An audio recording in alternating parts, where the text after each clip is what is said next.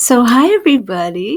I'm awake very early this morning. It is day 9 of my BBB&E N of 1 experiment to see if it's going to help with my ME/CFS.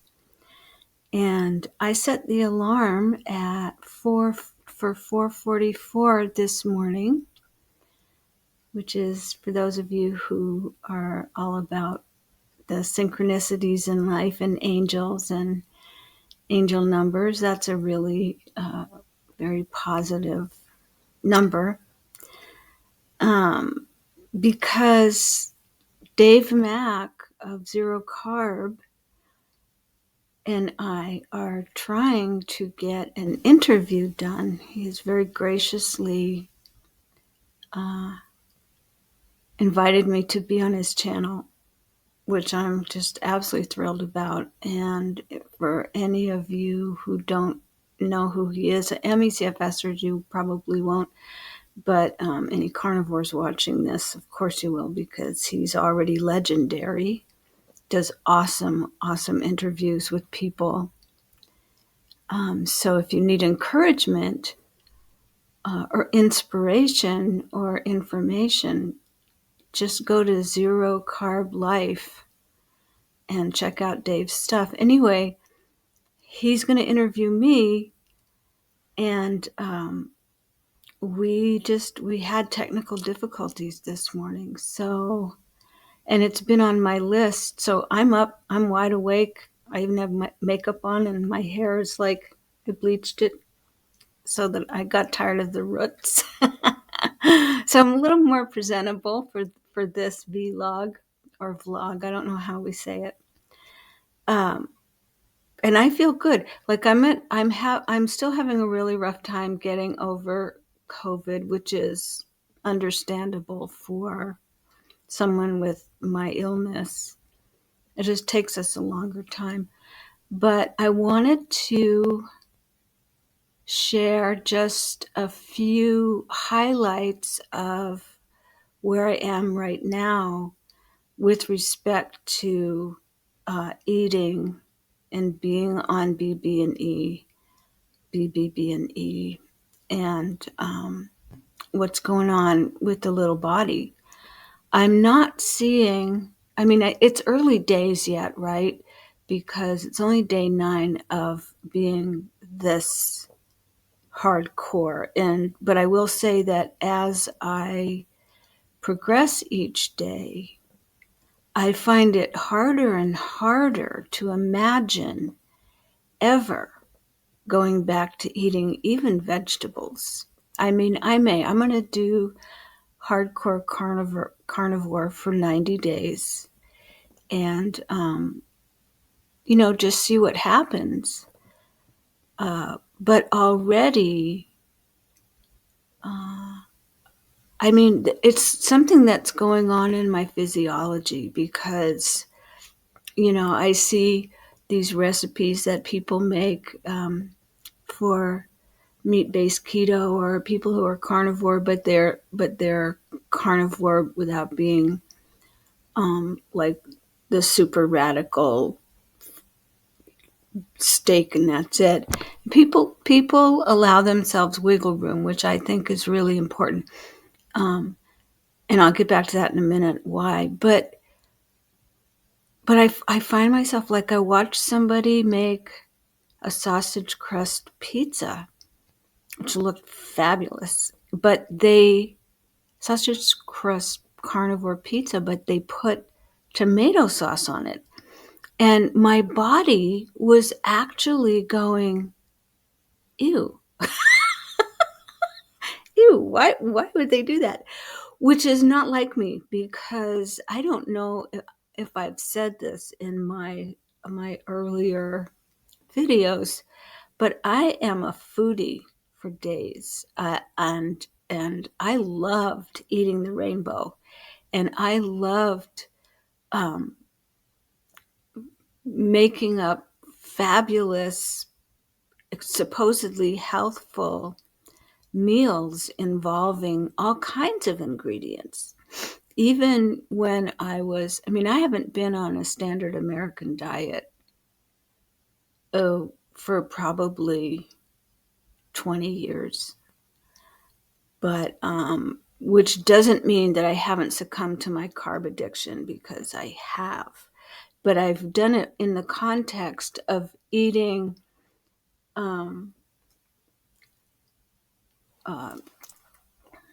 what is considered healthfully, which is load up your plate with veggies and maybe some grains. I stopped eating grains a while back because they just didn't agree with me.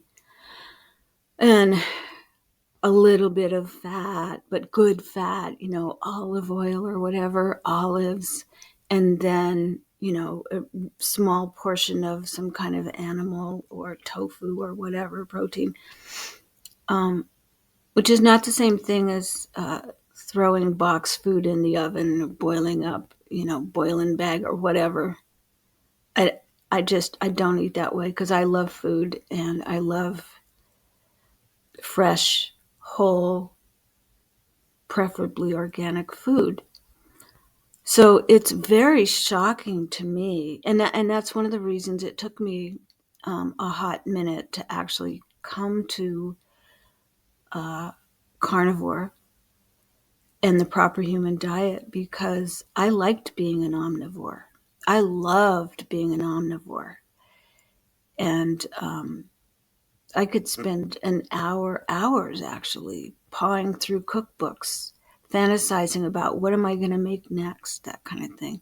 I also love cooking and I love feeding people. I always have. I'm a Taurus girl, and that's just a thing for me.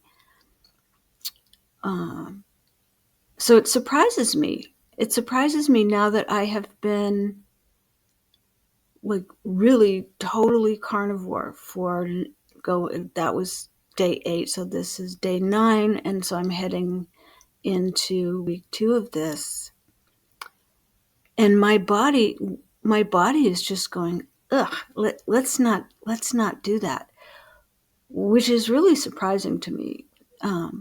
But I like it, because one of the things that this illness, ME/CFS, teaches you, or that coaches who are helping people with ME/CFS or long COVID or fibro or other energy-based chronic disabling illnesses will tell you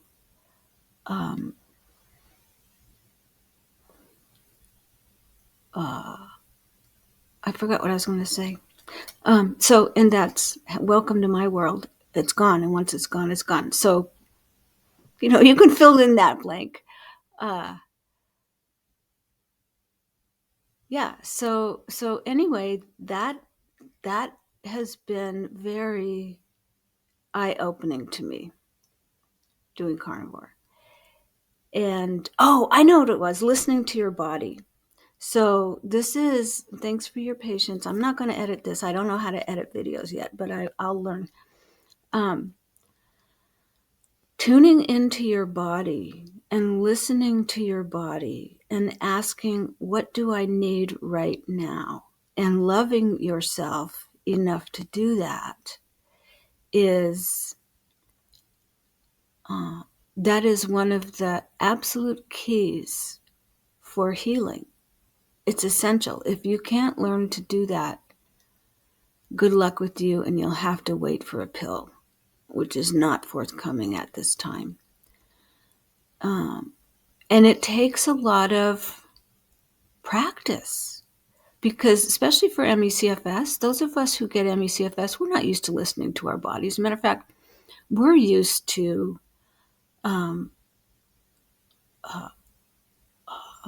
overriding the messages of our bodies. And some of us, like me, I did it for, how long have I had this? 7 years, and I'm 72, so 65 years of completely ignoring what my body wanted and just saying, nope, we're doing this, and pushing. But if you want to heal from this illness, you have to learn how to tune into your body and listen to your body and do what your body asks you to do. Often what that is rest and drink water and eat healthy food. So it surprises me because I really, I was completely conditioned to that whole eat the rainbow thing. And it surprises me that that now that I've given my body a chance not to eat the rainbow, it doesn't want the rainbow. It wants the meat and the eggs. The other thing that's happening is I started out with a pretty broad definition of BBB&E, BBB&E, yeah. But the further I go along, and it's still early days, the narrower that definition gets. I have cheese in the fridge. I have cream cheese in the fridge. And I love cheese. And my body is, whenever I put, meal together, which is always very simple, because I only have the capacity to put very simple meals together, cheese is not on the menu anymore. It's just not on the menu. I look at it and my body goes, nope, you stick with the beef. You can use butter instead of cheese, but don't eat that. So I'm actually also radically limiting dairy. Butter is dairy. And I don't think I've had problems with dairy, but I won't know. And the body's saying, don't do this. So I'm not. And then what's the other thing that has surprised me? Yeah, sauces. No, even spices. My body is just saying, you can eat this with Redmond's real salt. They have smoked varieties that are just, oh God, so good. So I'm doing that. I still have my cup of coffee in the morning and I'm loading it up with fats, heavy cream, big chunk of butter, and MCT, C5, C8, and C10. And I'm not having any digestive issues anymore with the fat. One reason probably is that I'm using Lipo Gold, which I highly recommend. You can get it on Amazon.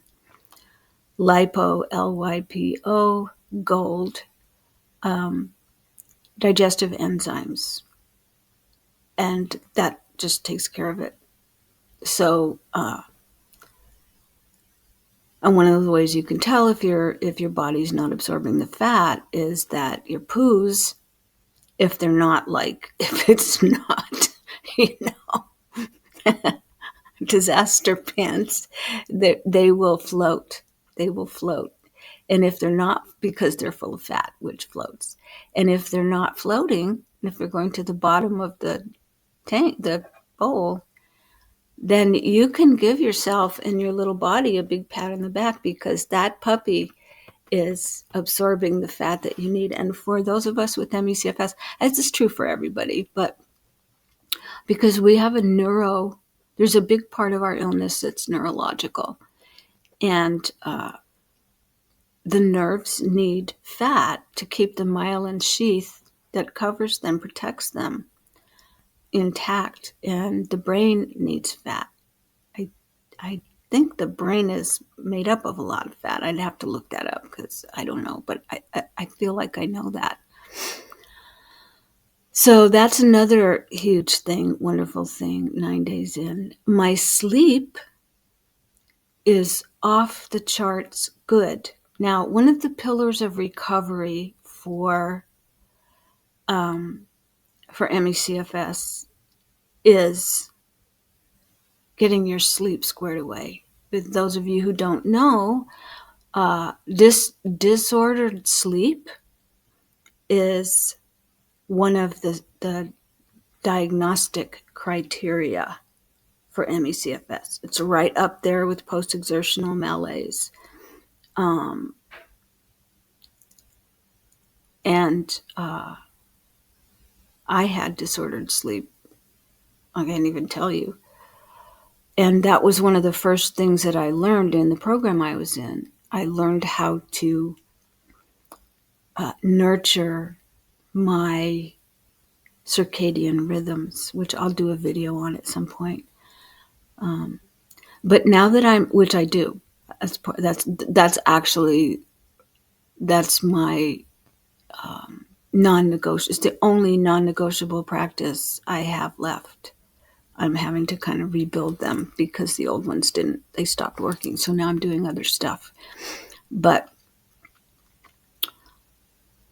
I have a Garmin watch, that fitness watch that tracks a whole bunch of stuff, and it tracks my sleep. And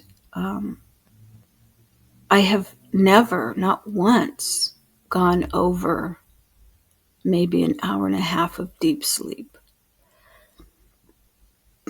Mostly the recordings are somewhere like 30 minutes of deep sleep. Well, since I've been on BBB&E, I'm clocking in upwards of 3 hours of deep sleep, and sometimes well over 3 hours of deep sleep, plus similar REM numbers. Those are the two most important kinds of sleep. Deep sleep is delta waves and very healing, and REM sleep is also healing. So I'm getting numbers that are just off the charts. My Keto Mojo is still showing me at optimal degrees, optimal levels of nutritional ketosis from day to day. Plus, there's something called GKI. I think it's a measurement of that looks at the ratio between your ketones and your blood glucose, and they used it for ketogenic medicine. I believe for cancer patients, and also I can't remember the other one, epilepsy, I think. Anyways, yeah, and that is also at the highest level. So what I know is, regardless of how I feel, and I still feel like doo-doo most days, and it can get pretty depressing. I'm still very symptomatic. I'm still spending a high degree of my time on the bed. I am able to function. I have been able to do some work stuff. And one day I had a really beautiful long conversation with my grandson. But in general, I don't feel healed at all. But I do know, because of the numbers, that my body is healing herself. So I'm really, really, really excited about that. I'm excited to see what it's going to look like after 90 days. And then the other thing is flat belly. Oh my God. The other day I just looked in the mirror and I pulled my tummy in. I mean, you can push your tummy, you can let your tummy all hang out, but I pulled my tummy in, and I don't remember ever seeing my belly that flat, at least in the last 20 years. When I was in my early 40s and I was a gym rat, I was doing a lot of weight training, and back then, yeah, but that was muscle. I mean, I didn't have any fat anywhere that didn't count. I just had muscle. So yeah, the belly was always like very flat. But I don't have any, I don't have any muscle. I mean, I do, but it's just not, hasn't been worked. So all of that stuff is very, very exciting to me. And I wanted to share it with you guys. And then with respect to my channel, I have very low capacity right now, and I have to work. I love my work, so it doesn't feel like I have to, but there are things that I have to do that when I'm low capacity like this, don't leave room for other things. That said, I probably won't post as much as I would love to, but I'll probably post at least once a week or maybe twice. But I have a whole bunch of ideas as well for just little short informational videos, or encouragement videos, or strategies for for quality of life enhancement. And these will be relevant not just to those of us who are spoonies, but really to anyone, because anybody, no matter how healthy they are or not, can benefit from these little practices and mindsets that I'm going to be presenting. So I have really big plans and high hopes, and I'm also looking forward to learning how to be, a better video creator. I don't know yet how to make those cute, catchy captions and things like that, but I will. So that's it for me. I just want to say I love every single one of you that I know. I know that people who need whatever information or encouragement I can bring will eventually show up. And I want you all to know that even before you've shown up, I absolutely love and adore you and want the best for you. And I'm very happy that you are and or will be walking this path with me and making it your own. Okay, so meet on, MEAT on, and I will see you in the next video. I have to figure out how to turn this off. Okay.